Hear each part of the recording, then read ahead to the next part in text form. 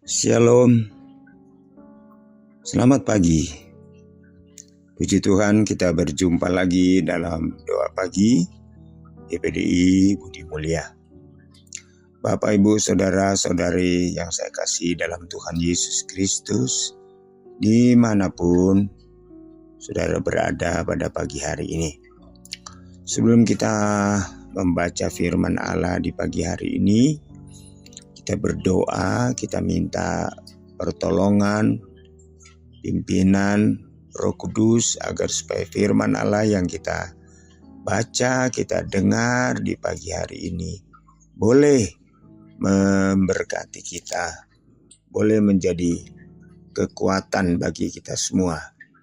Kita berdoa. Bapa di dalam sorga, Bapa di dalam nama Tuhan Yesus Kristus, Tuhan dan Juru Selamat kami, Allah kami yang baik, yang selalu menolong kami, menyertai kami, membela kami, dan pagi hari ini kami percaya Tuhan, kalau kami boleh ada, kami boleh bangun lagi dengan tubuh yang sehat. Ini suatu bukti bahwa Tuhan sangat mengasihi kami. Tuhan, terima kasih sebelum kami melangkah di hari yang baru ini Tuhan, kami mau dengar firman-Mu. Roh Kudus menolong kami agar supaya setiap firman Allah yang kami dengar itu boleh menjadi berkat dan kekuatan bagi kami. Dalam nama Yesus berfirmanlah Tuhan. Haleluya. Amin. Puji Tuhan. Saudara, pagi hari ini firman Allah saya ambil dan baca dari Injil Yohanes pasalnya yang ke-14. Yohanes 14 ayatnya yang ke-23, demikian bunyi firman Tuhan. Jawab Yesus, jika seorang mengasihi aku, ia akan menuruti firman-Ku, dan Bapa-Ku akan mengasihi dia, dan kami akan datang kepadanya, dan diam bersama-sama dengan dia. Puji Tuhan. Saudara, ayat ini sangat luar biasa ya. Ini adalah merupakan janji Tuhan kepada orang-orang percaya. Janji Tuhan kepada orang-orang yang setia. Janji Tuhan kepada orang-orang yang taat. Janji Tuhan kepada orang-orang yang berkenan kepadanya. Namun saudara, sebelum saya terus dengan renungan, saya mengajak kita membaca di dalam surat atau kitab Amsal, ya, dalam Amsal Soleman pasalnya yang ke-20. Amsal 20 ayatnya yang ke-6. Ada ayat yang sangat menarik bagi saya, dan biarlah ini juga mungkin menarik bagi Bapak Ibu Saudara semua. Amsal 20 ayat 6 dia berkata begini, banyak orang menyebut diri baik hati, tetapi orang yang setia, siapakah menemukannya? Ya, banyak orang yang menyebut diri baik hati, tetapi Salomo katakan orang yang setia, siapakah yang menemukannya? Ya. Banyak orang mungkin mengaku baik. Banyak orang yang mengklaim dirinya baik. Tetapi Salomo katakan untuk orang yang setia, siapakah yang bisa menemukannya? Dari kata-kata ini ya tersirat betapa sulitnya, betapa langka ya, sulit atau langka menemukan orang yang setia. Menemukan orang yang setia. Kalau orang mengaku baik hati banyak ya, banyak orang mengaku baik hati. Tidak pernah orang ya, kalau dikatakan walaupun dia orang jahat sekalipun, orang karakternya tidak baik sekalipun, ketika orang mengatakan dia tidak baik, saudara-saudara, belum tentu orang itu akan menerima, ya. Sebab orang pada dasarnya selalu mengklaim, ya, mempublikasikan dirinya baik. Saudara, pada pagi hari ini Yesus dia berkata, jika seorang mengasihi aku, ia akan menuruti firman-Ku, dan Bapa-Ku akan mengasihi dia, dan kami akan datang kepadanya dan diam bersama-sama dengan dia. Luar biasa. Saudara, ayat ini menjelaskan bahwa jika seseorang mengasihi Yesus, ia akan menuruti firman-Nya dan Bapa akan mengasihinya, serta Bapa dan Yesus akan datang kepadanya dan tinggal bersamanya. Ya, bukankah ini janji yang sangat luar biasa? Bukankah ini janji yang sangat mungkin diharapkan bagi setiap orang percaya? Ya, seorang pejabat saja bila dia datang di rumah kita, ya, itu ada satu kebanggaan. Bila kita tinggal dengan seorang yang berkuasa, kita akan merasa bangga dan kita akan merasa aman, kita akan merasa tenang, kita akan merasa nyaman karena kita tinggal dengan orang yang berkuasa atau orang yang kuat, orang yang punya pengaruh, ya. Nah, ini saudara-saudara luar biasa janji Tuhan. Yesus katakan, ya, kalau seorang yang mengasihi dia dan menuruti perintahnya, dia katakan dia dan Bapa akan datang kepada orang itu dan tinggal. Ya, tentu ini janji yang sangat luar biasa, ya, dan janji yang paling banyak diharapkan, dinantikan oleh orang-orang yang percaya, tinggal bersamanya. Tetapi saudara-saudara, untuk Tuhan tinggal bersama dengan kita, hidup di dalam kita, menyatu dengan kita, manunggal dengan kita, tentu saudara-saudara tidak semudah itu. Sebab Yesus sudah dengan jelas katakan, orang yang mengasihi aku, dia adalah orang yang menuruti perintah-perintahku. Ya. Jadi untuk Tuhan tinggal bersama dengan kita, tentu kita harus memenuhi syarat.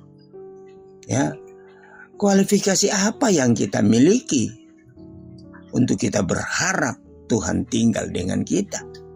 Ya, kualifikasi apa yang kita miliki untuk kita berharap Tuhan tinggal dengan kita, bersama dengan kita? Saudara, ada dua hal yang mungkin perlu kita garis bawahi dari janji Tuhan ini. Yang pertama kasih, ya, yang pertama kasih atau mengasihi Tuhan, ya, mengasihi Tuhan. Saudara, orang boleh saja dia berkata dia mengasihi Tuhan, dia mencintai Tuhan, tetapi orang yang mengasihi Tuhan itu tidak hanya dengan kata-kata, tidak hanya dengan perasaan, tidak hanya dengan ungkapan, tetapi orang yang mengasihi Tuhan itu, firman Allah katakan itu ada bukti nyata, ada tindakan. Saudara, saya ingat Paulus dia berkata di dalam 1 Korintus pasalnya yang ke-13, ketika kita berbicara tentang kasih dan mengasihi, ya, ada beberapa, boleh saya katakan, definisi kasih. Dalam 1 Korintus 13 ayat 4-7, kasih itu sabar, kasih itu murah hati, ia tidak cemburu, ia tidak memegahkan diri dan tidak sombong, ia tidak melakukan yang tidak sopan dan tidak mencari keuntungan diri sendiri, ia tidak pemarah dan tidak menyimpan kesalahan orang lain, ia tidak bersukacita karena ketidakadilan tetapi ia bersukacita karena kebenaran, ia menutupi segala sesuatu, percaya segala sesuatu, mengharapkan segala sesuatu, sabar menanggung segala sesuatu. Kasih ini memang dasar, saudara-saudara ya. Dasar. Apapun yang kita lakukan itu dasarnya kasih. Kalau kita melakukan segala sesuatu tanpa dasar kasih, saudara-saudara, itu pura-pura. Itu munafik. Kalau kita melakukan segala sesuatu dengan dasar kasih itu tidak pernah mengharap imbalan. Kasih itu tidak mengharap, tidak menuntut balasan. Tentu kasih yang di sini dimaksud adalah kasih agape. Kasih agape adalah kasih yang tidak mengharap dan tidak menuntut. Kasih tanpa pamrih. Nah, saudara, orang-orang yang mengasihi Tuhan, firman Allah katakan, dia pasti taat. Tidak mungkin seorang mengaku mengasihi Tuhan tapi tanpa ketaatan. Ketaatan terhadap apa? Tentu taat terhadap firman. Yang pertama, saudara-saudara, kalau sebagai ukuran, syarat kalau Tuhan mau tinggal bersama dengan kita, kasih. Kedua, taat atau punya ketaatan, melakukan perintah-perintahnya. Artinya kasih kepada Yesus bukan hanya perasaan, bukan hanya angan-angan, bukan hanya pengakuan, bukan hanya ucapan bibir, tetapi ada tindakannya.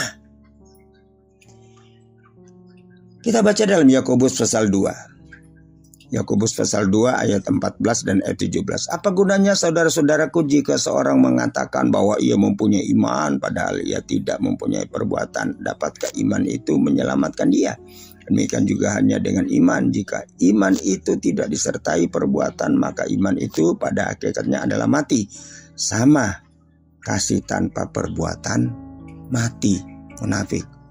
Ketaatan tanpa tindakan, ketaatan tanpa perbuatan itu adalah mati. Abraham dibenarkan karena dia bukan hanya percaya, dia bukan hanya mengasihi, tapi kasih dan ketaatannya kepada Allah dia buktikan.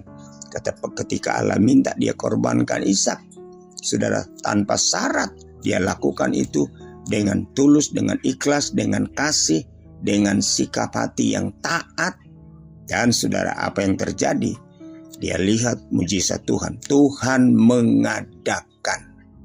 Ya, Tuhan mengadakan. Demikian juga saudara, ketika kita mengaku kita mengasihi Tuhan, kita harus mentaati perintah-perintahnya, melakukan perintah-perintahnya, bukannya dengan perasaan angan-angan, tapi dengan tindakan nyata. 1 Yohanes pasal 5 ayat 2 dan 3 dia katakan begini. Inilah tandanya bahwa kita mengasihi anak-anak Allah, yaitu apabila kita mengasihi Allah serta melakukan perintah-perintahnya. Sebab inilah kasih kepada Allah, yaitu bahwa kita menuruti perintah-perintahnya. Perintah-perintahnya itu tidak berat. Haleluya.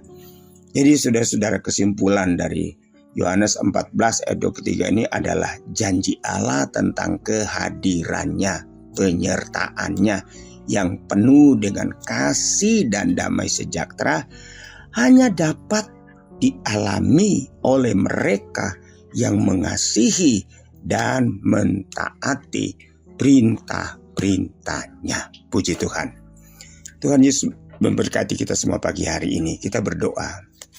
Bapa Surgawi, Bapa dalam nama Yesus, firman-Mu sudah kami dengar di pagi hari ini. Ajar kami Tuhan bukan mengasihi Engkau dengan perkataan. Ajar kami mengasihi Tuhan bukan dengan perasaan saja, bukan dengan ucapan saja, tapi dengan tindakan, dengan perbuatan, di mana kami melakukan perintah-perintah-Mu. Semua yang menjadi perintah Tuhan yang harus kami lakukan, biarlah Tuhan kami melakukannya dengan penuh ketaatan. Terima kasih Tuhan, berkati setiap umat-Mu di pagi hari ini.